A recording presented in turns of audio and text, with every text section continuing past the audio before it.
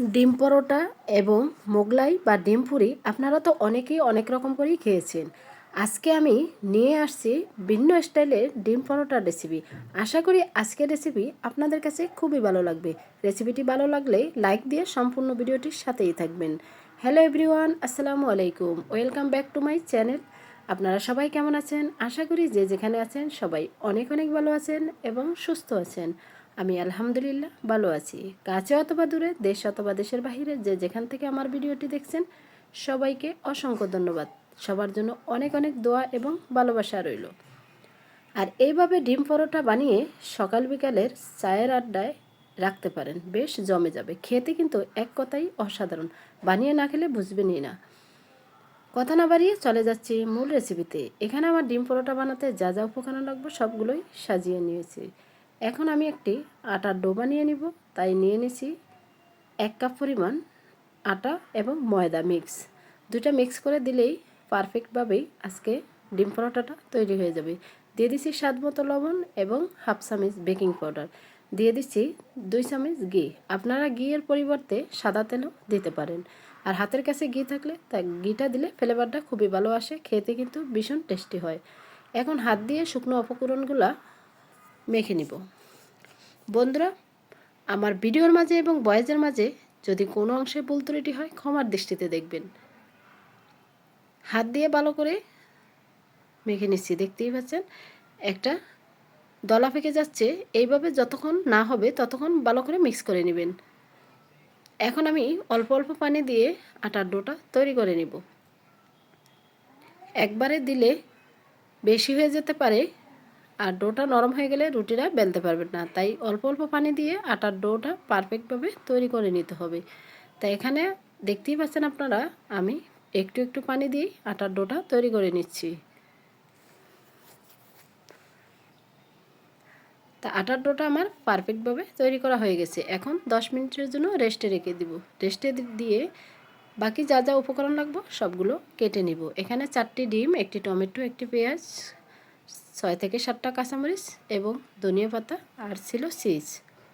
আর চিজটা অবশ্যই দিবেন, তাহলে খেতে কিন্তু ভীষণ টেস্টি হবে। এখন পেঁয়াজটা একদম ছোট ছোট করে কেটে নিতে হবে।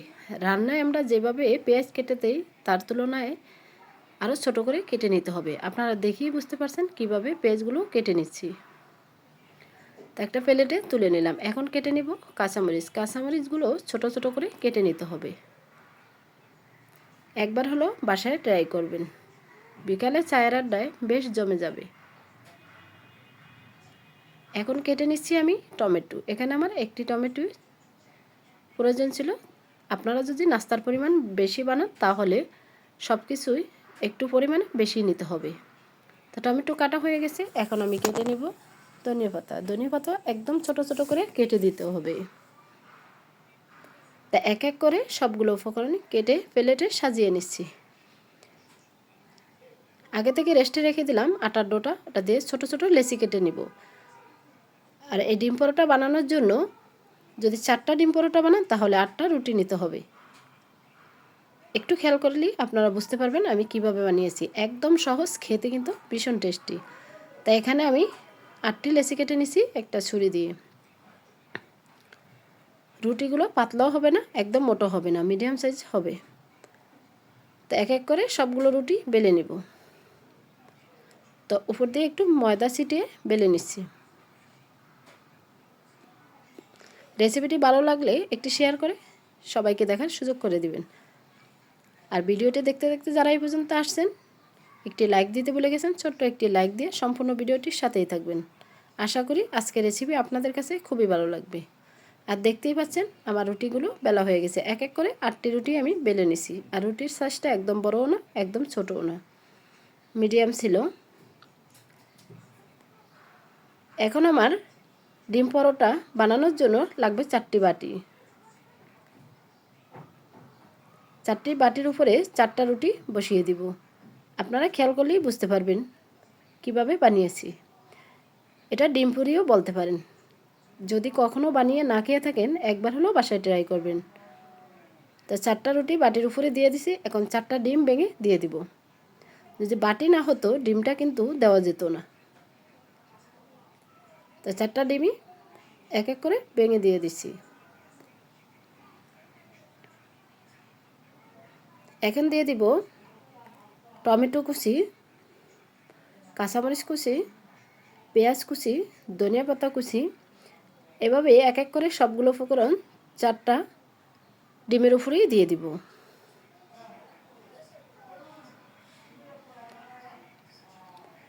আর এখানে দিয়েছি আমি স্বাদ মতন লবণ, লবণটা ভিডিওতে স্কিপ হয়ে গেছে।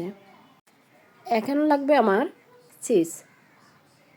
আর দেখতেই পাচ্ছেন কাছি দিয়ে কেটে অল্প পরিমাণে চিজ দিয়ে দিলাম। এক এক করে 4টা ডিমের উপরেই দিয়ে দিচ্ছি। তা এখন আমার বাকি 4টা রুটি ছিল, সেই 4টা রুটি উপর দিয়ে আবারও বসিয়ে দিব।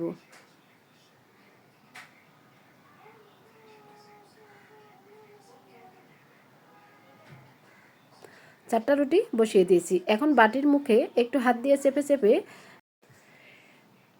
2টা রুটি একসাথে করে নিতে হবে। আর দেখতেই পাচ্ছেন আপনারা কিভাবে আমি চেপে চেপে বাকি রুটির অংশটা হাত দিয়ে ছেড়ে নিচ্ছি।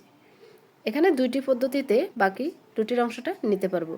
ভিডিওর সাথেই থাকলে বুঝতে পারবেন।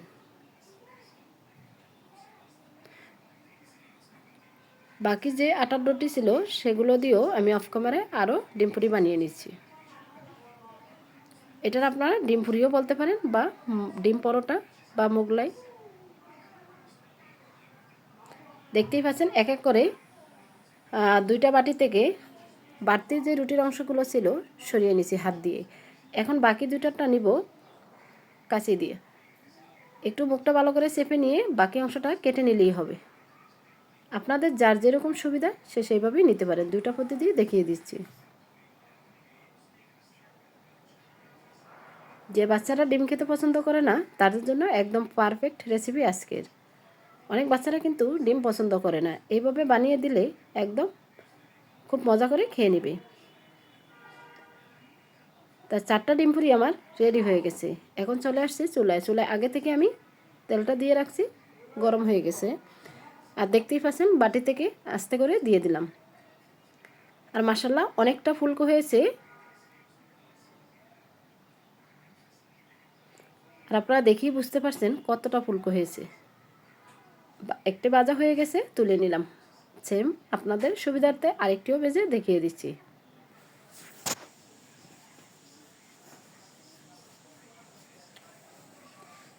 এক পিস করেই ভেজে নিতে হবে, তাহলে খুব সুন্দরভাবে ভেজে নিতে পারবেন। আর উপর দিয়ে তেল ছুটিয়ে দিলে খুবই ফুলকো হবে। তা আমি এক পিস করেই ভেজে নিয়েছি। এখানে আমি মোট বানিয়েছি 6টি। আর মাশাআল্লাহ দেখতে কতটা লোভনীয় হয়েছে। তো উপর দিয়ে তেল ছড়িয়ে ভেজে নিলাম। আমার রেসিপি ভালো লাগলে চ্যানেলটি সাবস্ক্রাইব করে বেল অন করে রাখতে পারেন নিত্য নতুন সহজ সহজ রেসিপি পাওয়ার জন্য। আর আমার নতুন বন্ধু, পুরানো বন্ধু সবাইকে অসংখ্য ধন্যবাদ। সবার জন্য অনেক অনেক দোয়া এবং ভালোবাসা রইল। আর দেখতে দেখতে আমার ডিম পুরি এবং ডিম পরোটা সবগুলোই ভাজা হয়ে গেছে। মাশাআল্লাহ কতটা লোভনীয় হয়েছে। এখন আমি পরিবেশন করে দেখিয়ে দিচ্ছি আপনাদেরকে।